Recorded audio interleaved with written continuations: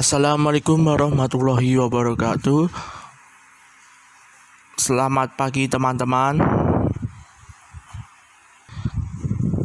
Kami dari kelompok 9 akan mempresentasikan hasil diskusi kami dengan materi motivasi belajar. Sebelum kami menyajikan materi lewat PPT, kami akan memperkenalkan nama-nama anggota kami. Yang pertama, Nanda Tias Wardani. Yang kedua, Zakia Mara. Yang ketiga, Alivia Zakiatul Kimah. Yang keempat, Sapa Mirza Nuraini. Dan terakhir, saya Muhammad Jumnakansa sebagai moderator. Berhubung keadaannya seperti ini, jadi mohon maaf kami hanya bisa menyajikan materi lewat PPT saja dan tidak bisa tatap muka secara langsung. Stay safe and healthy. Barangkali ada yang kurang jelas, bisa ditanyakan kepada kami. Kami akan memberikan kesempatan bagi 3 orang penanya yang cepat. Tapi sebelum masuk ke sesi pertanyaan, kami memberikan waktu 10 menit untuk teman-teman untuk membaca dan memahami materi yang telah kami sampaikan di PPT. Selamat membaca dan terima kasih.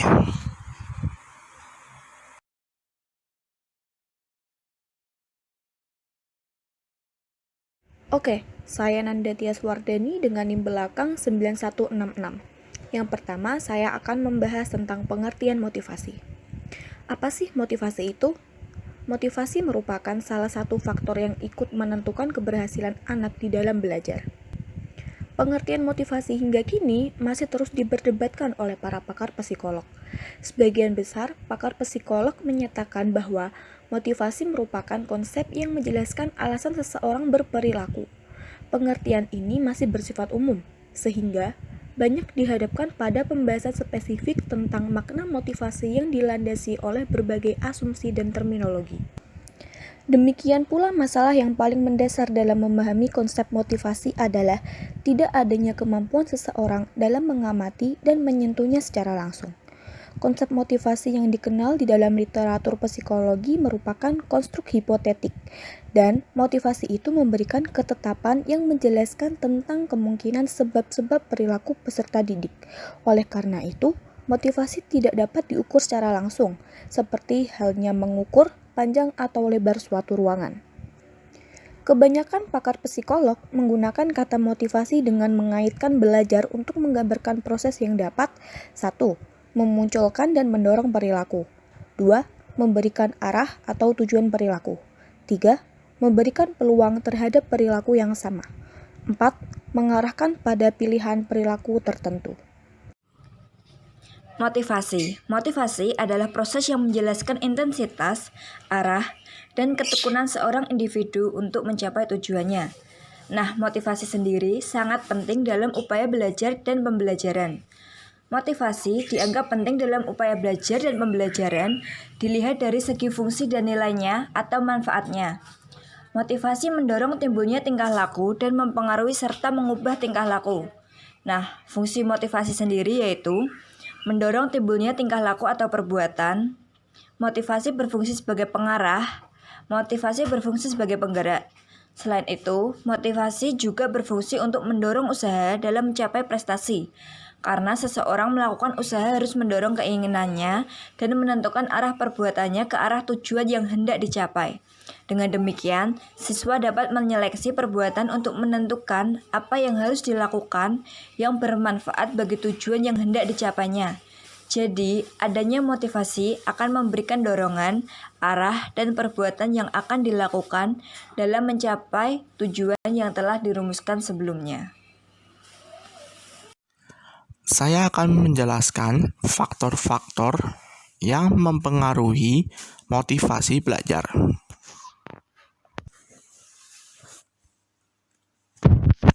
Yang pertama, sikap. Sikap merupakan kombinasi dari konsep, informasi, dan emosi yang dihasilkan dalam predisposisi untuk merespon orang, kelompok, gagasan, atau proyek tertentu secara menyenangkan atau tidak menyenangkan. Sikap memiliki pengaruh kuat terhadap perilaku dan belajar peserta didik. Karena itu, sikap membantu peserta didik dalam merasakan dunianya dan memberikan pedoman kepada perilaku yang dapat menjelaskan dunianya. Yang kedua, kebutuhan. Kebutuhan merupakan kondisi yang dialami oleh individu sebagai kekuatan internal yang memadu peserta didik untuk mencapai tujuan. Kebutuhan belajar individu akan bergantung kepada sejarah belajar individu tersebut. Teori holistik dan dinamik yang dikembangkan oleh Maslow mengasumsikan bahwa pemenuhan kebutuhan merupakan prinsip yang paling mendasar perkembangan manusia. Yang ketiga, rangsangan. Rangsangan merupakan perubahan di dalam persepsi atau pengalaman dengan lingkungan yang bersikap aktif, dan rangsangan secara langsung dapat meningkatkan aktivitas otak dan mendorong seseorang untuk menangkap dan menjelaskan lingkungannya. Pembelajaran yang tidak merangsang mengakibatkan peserta didik yang pada mulanya termotivasi untuk belajar, pada akhirnya menjadi bosan terlibat dalam pembelajaran. Yang keempat, afeksi. Afeksi berkaitan dengan emosional, kecemasan, kepedulian, dan pemilikan dari individu atau kelompok pada waktu belajar. Peserta didik merasakan sesuatu saat belajar, dan emosi peserta didik dapat memotivasi perilaku pada tujuan. Emosi merupakan penggerak utama perilaku peserta didik tersebut. Afeksi bisa menjadi motivator intrinsik apabila emosi bersifat positif. Pada waktu kegiatan berlangsung, maka emosi mampu mendorong peserta didik untuk belajar keras. Yang kelima, kompetensi. Teori kompetensi mengasumsikan bahwa peserta didik secara alamiah berusaha keras untuk berinteraksi dengan lingkungan secara efektif. Dalam situasi pembelajaran, rasa kompetensi pada diri peserta didik itu akan timbul apabila menyadari bahwa pengetahuan atau kompetensi yang diperoleh telah memenuhi standar yang telah ditentukan. Hal ini biasanya muncul pada akhir proses belajar. Penguatan merupakan peristiwa yang mempertahankan atau meningkatkan kemungkinan respon. Pakar psikologi berasumsi bahwa perilaku seseorang dapat terbentuk kurang lebih sama melalui penguatan positif maupun negatif. Penguatan positif seperti pemberian penghargaan berupa uang atau hadiah, sedangkan penguatan negatif seperti ketidaksukaan atau ancaman. Yang ketujuh, kemampuan siswa. Keinginan seorang anak perlu dibarengi dengan kemampuan untuk kecakapan pencapainya. Kemampuan akan memperkuat motivasi anak untuk melaksanakan tugas-tugas perkembangan. Yang kedelapan, kondisi siswa. Kondisi siswa yang meliputi kondisi jasmani dan rohani sangat mempengaruhi motivasi belajar. Yang kesembilan, kondisi lingkungan siswa. Lingkungan siswa berupa keadaan alam, lingkungan tempat tinggal, pergaulan sebaya, kehidupan kemasyarakatan. Dengan kondisi lingkungan tersebut yang aman, tentram, tertib, dan indah, maka semangat dan motivasi belajar mudah diperkuat. Yang ke-10, unsur-unsur dinamis dalam belajar dan pembelajaran. Siswa memiliki perasaan, perhatian, kemauan, ingatan, pikiran yang mengalami perubahan berkat pengalaman hidup. Pengalaman dengan teman sebayanya berpengaruh pada motivasi dan perilaku belajar siswa tersebut. Yang terakhir, upaya guru dalam membelajarkan siswa. Guru adalah seorang pendidik profesional. Ia bergaul setiap hari dengan puluhan atau ratusan siswa. Sebagai pendidik, guru dapat memilih atau memilah yang baik mana, yang buruk mana. Partisipasi dan teladan memiliki perilaku yang baik tersebut sudah merupakan upaya membelajarkan dan memotivasi siswa. Materi yang selanjutnya adalah teori-teori motivasi. Yang pertama adalah teori behavioral. Teori ini berfokus pada perubahan di dalam tingkah laku yang merupakan hasil dari pengalaman dengan lingkungan. Perspektif ini menekankan imbalan dan hukuman eksternal sebagai kunci dalam membentuk motivasi siswa. Intensif adalah peristiwa atau stimuli positif atau negatif yang dapat memotivasi perilaku siswa. Dengan kata lain, teori ini adalah suatu perubahan dalam perilaku sebagai hasil pengalaman dengan lingkungan. Meningkatnya perilaku penguatan akan dapat meningkatkan motivasi. Secara umum, pujian terhadap hasil tugas siswa, hasil skor yang tinggi, dan nilai yang bagus adalah penguat yang umum terjadi di kelas. Contohnya, seorang pendidik dapat memamerkan karya siswanya, mengumumkan prestasi, dan sebagainya. Adapun penguat secara intrinsik dapat memotivasi, namun dampaknya tidak otomatis, tergantung pada harapan, keyakinan, atau apapun yang diberikan oleh siswa tersebut. Kemudian yang kedua adalah teori kebutuhan manusia. Teori ini menekankan pada usaha individu untuk memaksimalkan seluruh potensinya sebagai manusia. Menurut pandangan teori ini, motivasi adalah suatu usaha individu untuk memaksimalkan seluruh potensi yang dimilikinya sebagai manusia. Setiap individu memiliki needs atau kebutuhan, dorongan intrinsik dan ekstrinsik, yang pemunculannya sangat terkait dengan kepentingan individu. Maka, Maslow membuat needs hierarki teori untuk menjawab tentang tingkatan kebutuhan manusia. Maslow mengidentifikasi dua jenis kebutuhan, yakni yang pertama kebutuhan dasar, yaitu kebutuhan akibat kekurangan atau deficiency needs, dan kedua meta kebutuhan, di mana kebutuhan untuk pertumbuhan atau growth needs. Dan menurutnya, urutan kebutuhan yang harus dipuaskan tersebut adalah yang pertama fisiologis, yaitu lapar, haus, tidur. Kedua, keamanan atau safety, yaitu bertahan hidup seperti perlindungan dari perang dan kejahatan.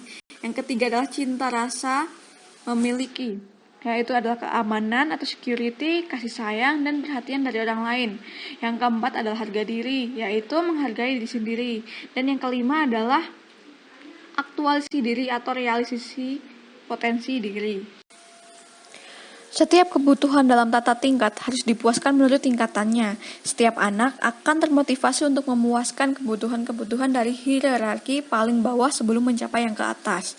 Contohnya, siswa dengan keadaan lapar atau fisiknya tidak sehat akan memiliki energi psikologis yang terbatas untuk belajar. Atau kasus lain, yaitu ketika siswa merasa bahwa mereka tidak dicintai atau tidak mampu. Mereka tidak mungkin memiliki motivasi yang kuat untuk mencapai sasaran-sasaran pertumbuhan yang lebih tinggi. Jadi, seorang guru harus dapat menempatkan para siswa pada tempatnya, membuat mereka merasa diterima dan mati sebagai individu. Lebih mungkin, atau menurut pandangan Maslow, mendorong mereka untuk kreatif dan terbuka terhadap ide-ide baru. Teori yang ketiga adalah teori harapan. Teori harapan atau ekspektansi teori awalnya dikembangkan oleh Edwards, kemudian dilanjutkan oleh Atkinson. Rumus motivasi yang dikembangkan adalah rumus teori harapan atau model ekspektansi fallacy, yaitu M sama dengan P dikali L, di mana M sama dengan motivasi, P adalah probabilitas yang diyakini untuk berhasil, I adalah intensif yang diperoleh dari keberhasilan yang akan dicapai. Teori ini berfokus pada keyakinan, harapan, dan kebutuhan siswa untuk kenyamanan, kemungkinan memprediksi, dan memahami. Keyakinan dan harapan sangat berpengaruh dalam perilaku dan kebutuhan untuk memahami adalah bagian pokok dari teori ini.